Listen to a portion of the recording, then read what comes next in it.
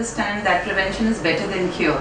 And in today's world, because of the exposure to so many insecticides, pesticides, diesel and other things, and because of our lifestyle, we are actually exposed to a lot of diseases.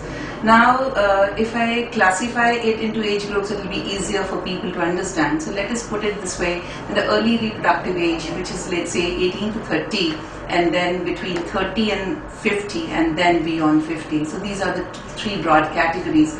That doesn't mean that younger girls cannot have a problem, but yes, the problems are quite less. So if you're talking of the problems between 18 and 30, so teenage pregnancy, contraceptive difficulties, not reaching the doctor on time, pap smear, that is cervical cancer problems, bleeding disturbances, these are the major issues.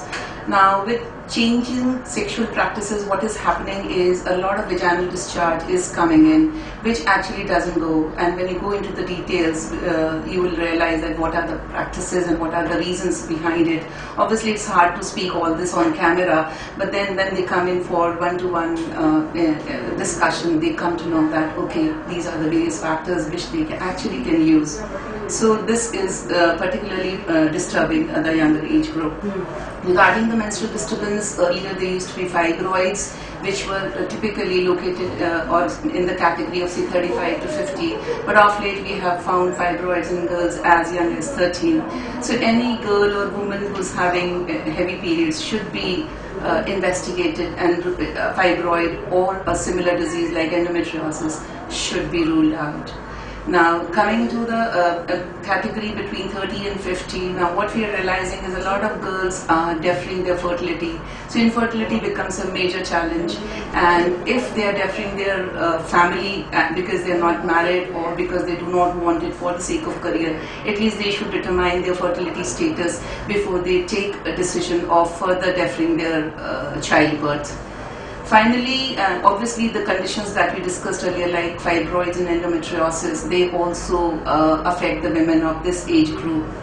Now, beyond the age of 40, the major issue is again a contraception, because a lot of unwanted pregnancies do happen in this age group.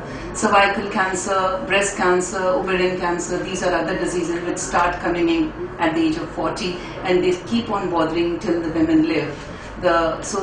All kind of preventive measures can be taken, and a lot of them can be probably prevented or maybe diagnosed so early that they are kind of considered as a complete cure.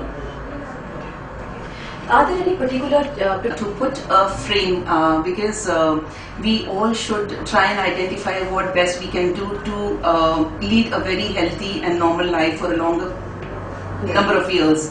So like if I talk of young girls, if they are sexually active, they should actually go in for pap smear, which may start as early as 1 year after the first activity and then continues every 3 years till the age of 64. They should also, young mothers or girls with mothers where the young girls are like 13, 14, 15 years of age, they should consider cervical cancer vaccination, which is done over 6 months, 3 shots, and it prevents cervical cancer. The reports are very encouraging.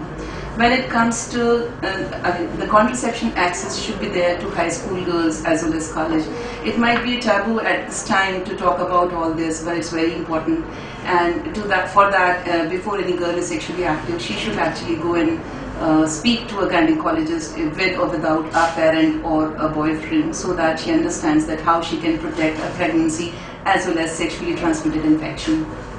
When it comes to vaginal infection, it is important for a regular screening if they are sexually active to know any early stage disease should be treated, because a chronic infection can lead to pelvic infection and thereby scar their future fertility. Then the investigations required would be like, as I told, pap smear and then ultrasound beyond the age of 40, mammogram annually beyond the age of 40. And HRT is another thing which can be used as prevention, so women can have some tests like FSH, that is follicular stimulating hormone, to know their status and take calcium accordingly. So there are various things that we can do, and everything, it can be customized or itemized as per the patient's age and requirement. That's great. That's great.